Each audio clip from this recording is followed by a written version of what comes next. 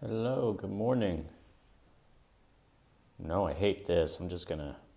Facebook has decided to do hey, Kate, hey, Becca.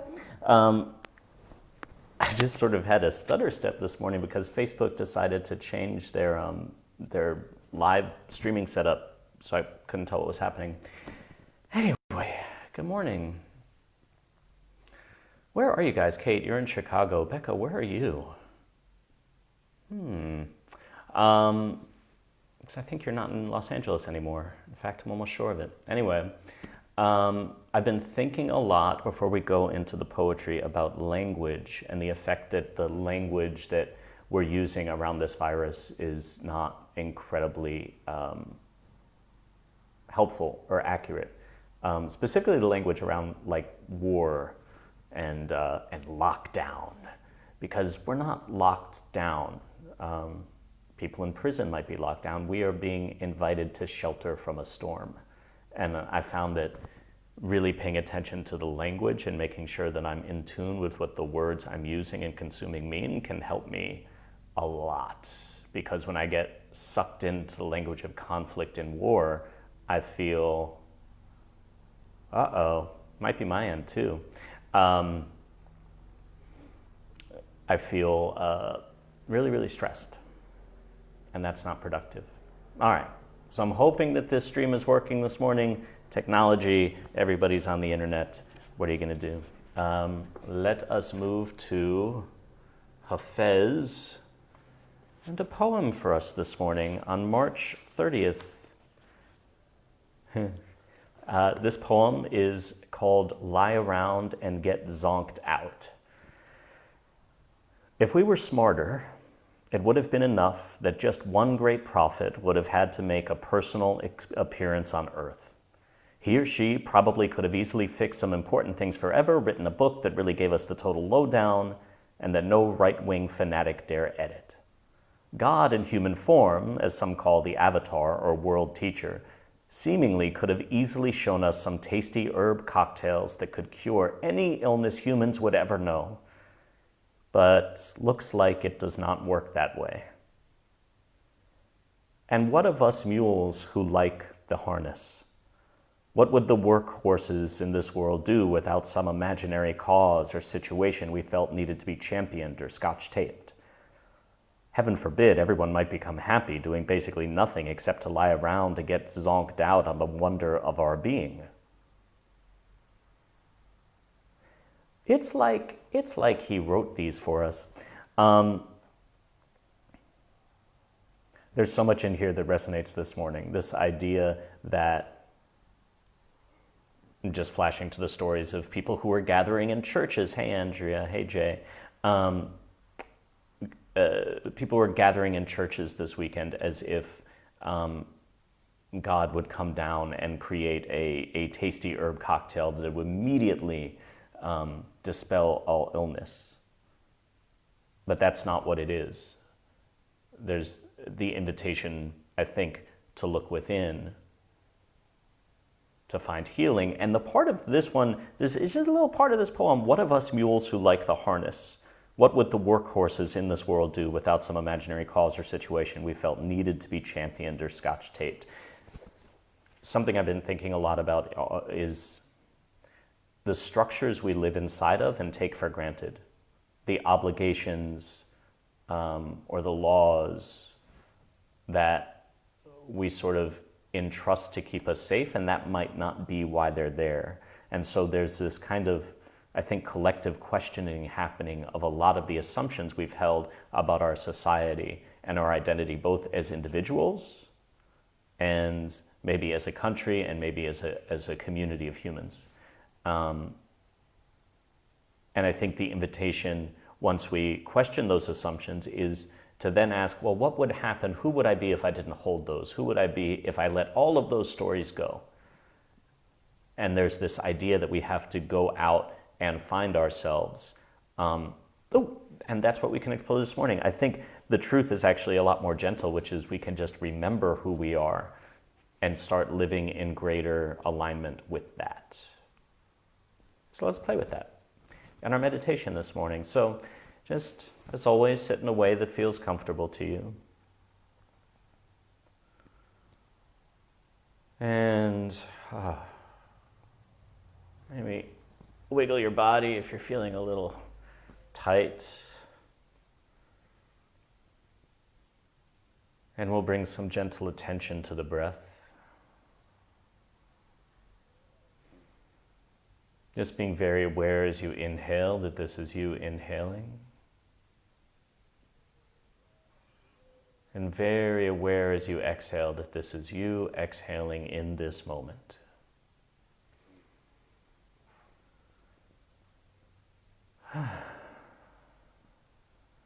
Then we can just start to gently elongate and stretch out the breaths. So when we inhale, really luxuriating in the sense of expansion. And I like to imagine the breath actually expanding beyond the confines of the body. And on the exhale, just imagine exhaling not just the air in your body, but almost exhaling from the earth. So let's try that again. Just a nice deep inhale. Allowing the energy that you're breathing in to expand beyond the body. And exhale.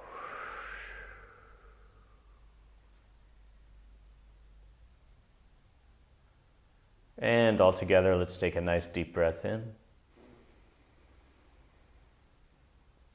And release it with a sigh. And with that, we'll invite ourselves to come a little bit more into our bodies. Just allowing gravity to work a little bit more, pulling you gently down towards the earth. Letting your hips settle a bit. Your shoulders falling down towards the ground. Becoming aware of your head on top of your shoulders. And just doing our light scan to check in this morning, starting with our attention just above the crown of the head, working our way down through the forehead, the eyeballs, noticing and checking in with those places that might feel energized and alive and open and vital this morning. And also checking in with gentle compassion with those places that may feel tight or heavy, tired.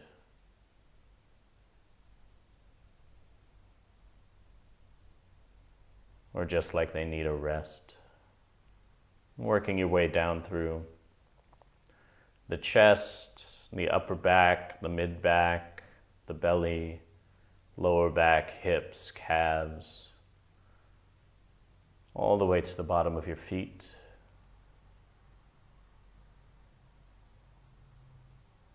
And nice deep breath in. And release with a gentle sigh.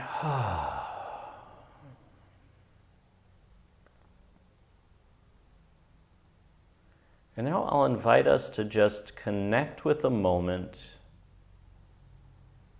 where you felt truly and authentically yourself.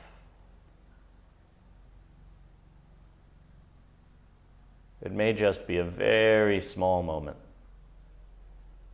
A moment where, for whatever reason, you felt like you were fully inhabiting your true self.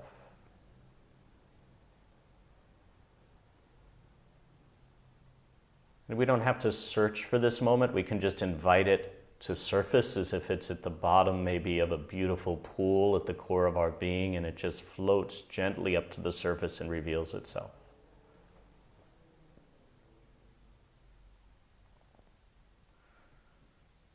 And as it makes itself known, this moment of deep connection with your deeper true self, just allow yourself to breathe it in.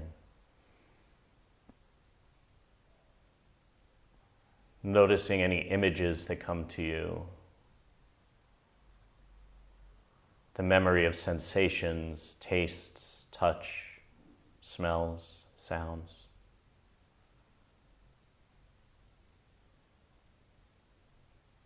And noticing, as you breathe into this moment, what you experience, if anything, in your body.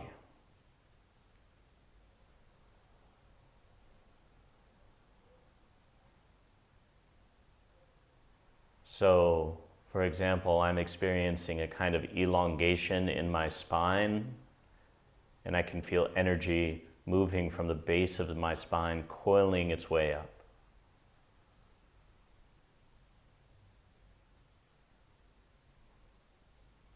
And as you continue to explore this moment and the energy of it, the felt sense of it, if you haven't already and you're able to, place your feet flat on the earth.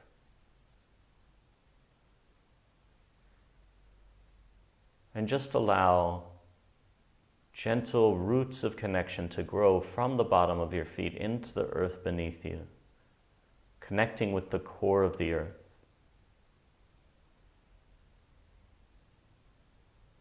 In a moment, we'll take 3 deep breaths together, and we will be breathing as our true selves, breathing from this moment of deep connection with ourselves. And so when we inhale, we're going to inhale from the source, from the deep energy at the core of the earth. And we'll feel that interact with ourselves, and on the exhale, share some of the light of you with the earth. So we're creating exchange, just as an experiment. So here we go, breathing in from the earth and sharing yourself in exchange.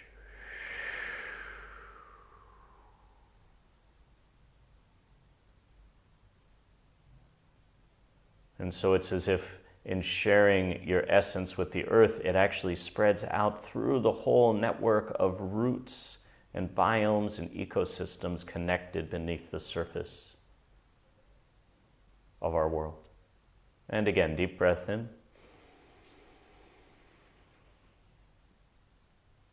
And release.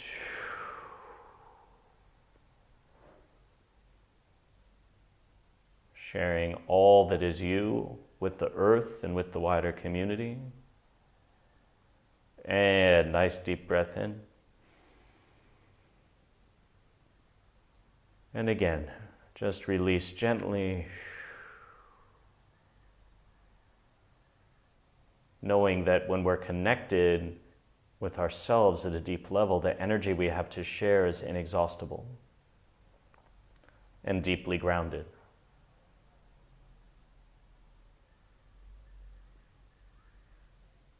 And so if you want to, as a last experiment, you can just imagine staying connected with that energy that lies at your core, that deep true self.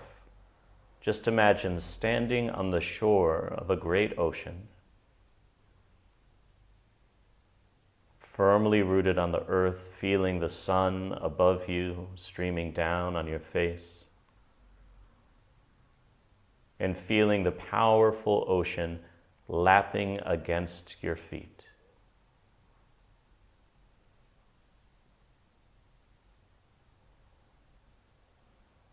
And notice how there may be a slight undertow, but when you're standing solidly rooted on the ground, rooted in ourselves, rooted in the most pure version of ourselves we can imagine. That the ocean may even come up to our ankles, but we never get pulled in.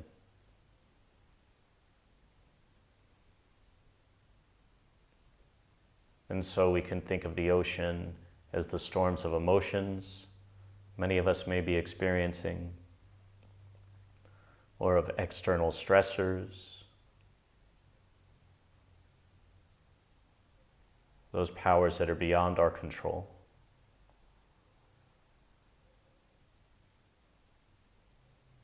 And we can just experience them as a tide that comes in and out without getting sucked into them. Again, just by staying connected with the earth and with the truth at the center of our being.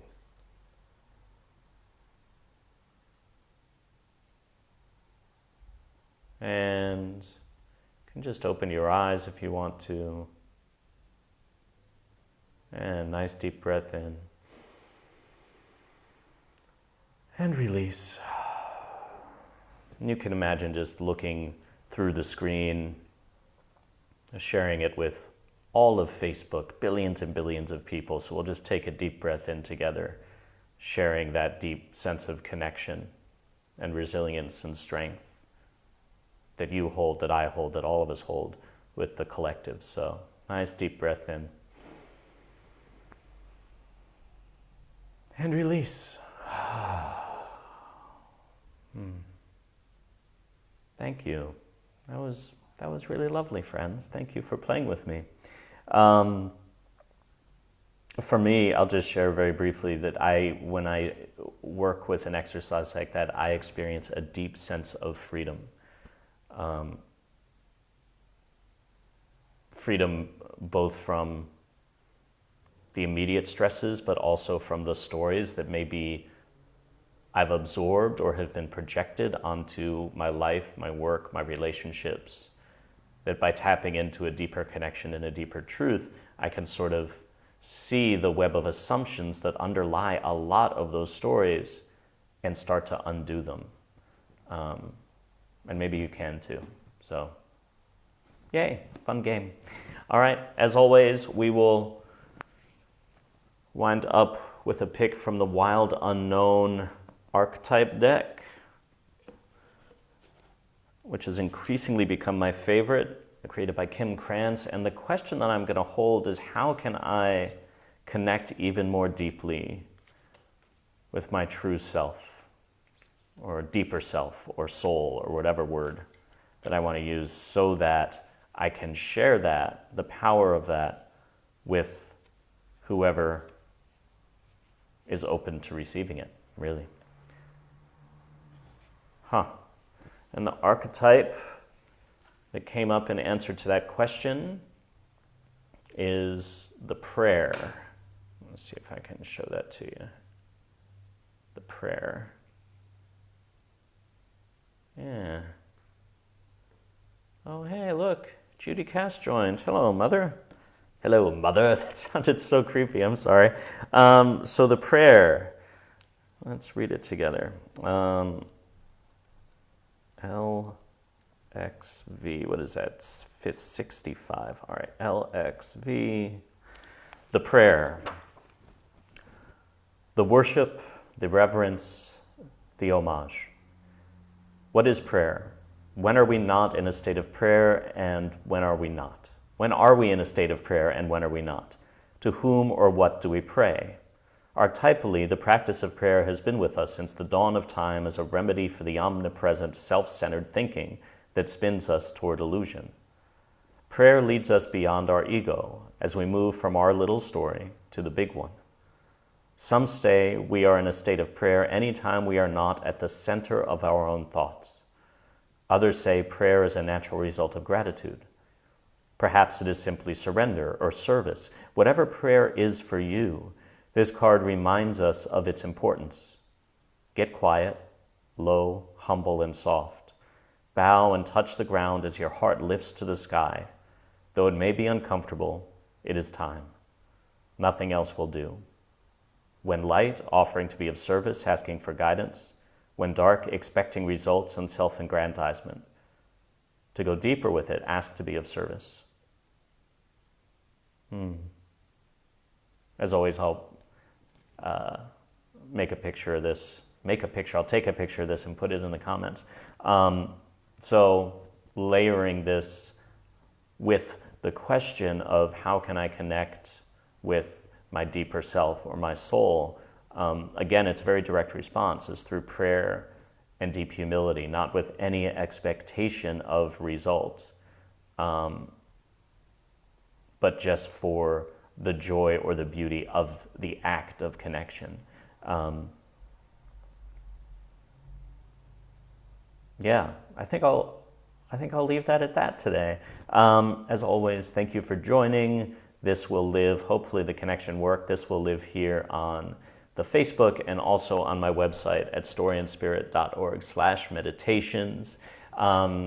Also I'm hosting another virtual healing and breathwork circle next Tuesday evening at 6 p.m. Pacific time. So if you're interested in that, that's available to you as well. And I'm putting a bunch of other resources together, so stay tuned for that. As always, sending you lots and lots of warmth from Los Angeles, wherever you are. I hope you're really, really well and healthy, and have a beautiful day. See you tomorrow morning, again, right here against this unnervingly white background at 7:30 a.m. Pacific time. Thanks for joining. Bye.